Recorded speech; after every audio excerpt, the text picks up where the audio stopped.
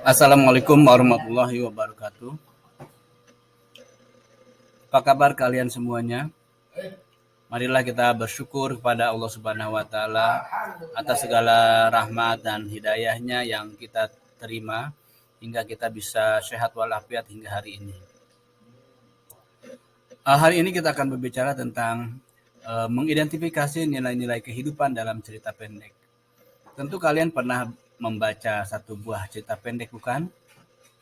Ya, cerita pendek yang kita baca itu kalau kita perhatikan dengan seksama akan didapatkan nilai-nilai kehidupan yang akan mengajarkan kita kepada kehidupan yang lebih baik.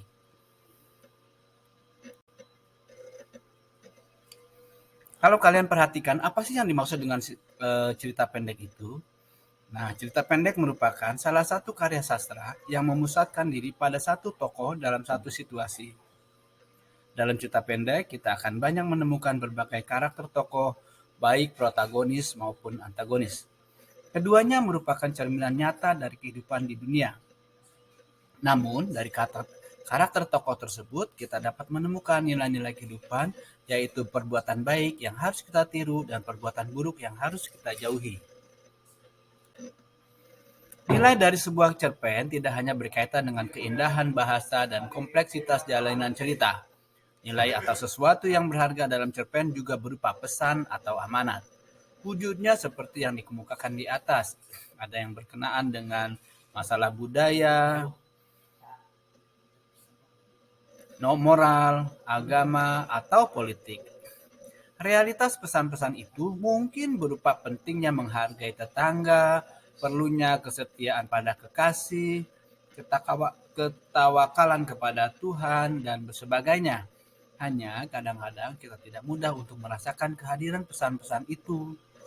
Ya, kita tidak menemukannya secara langsung, tetapi kita harus mencarinya pada setiap bagian dari cerpen itu sendiri.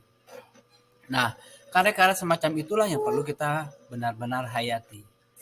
Coba, kalau kamu pernah membaca cerpen Sungai karya Bapak Nugroho Susanto, siapa yang sudah pernah membaca, mungkin kita akan banyak menemukan sekali nilai-nilai kehidupan di dalamnya. Di dalamnya ada nilai patriotisme atau heroisme. Ya, kita harus yang kedua juga kita bisa belajar tentang tanggung jawab sebagai orang tua, sebagai bawahan atau sebagai atasan gitu. Jadi kita juga harus mencari nilai-nilai kehidupan dalam cerpen tersebut. Ya. Selanjutnya kita akan bicara tentang bagaimana caranya menemukan keberadaan suatu nilai dalam cerpen. Jadi cerpen yang kamu baca itu ada yang langsung bisa ditemukan nilai-nilainya, ada juga yang harus kita cari secara seksama. Yang pertama adalah dengan mengajukan sejumlah pertanyaan, misalnya sebagai berikut. 1. Mengapa tokoh A mengatakan hal itu berkali-kali? Ini akan mendapat jawabannya adalah mungkin itu adalah pesan yang penting sehingga oleh pengarangnya dibuatkan hal itu disampaikan berkali-kali oleh tokoh A.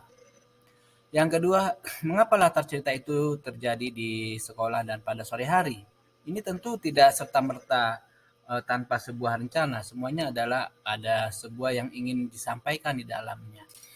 Yang ketiga, mengapa pengarang membuat jalan cerita seperti itu?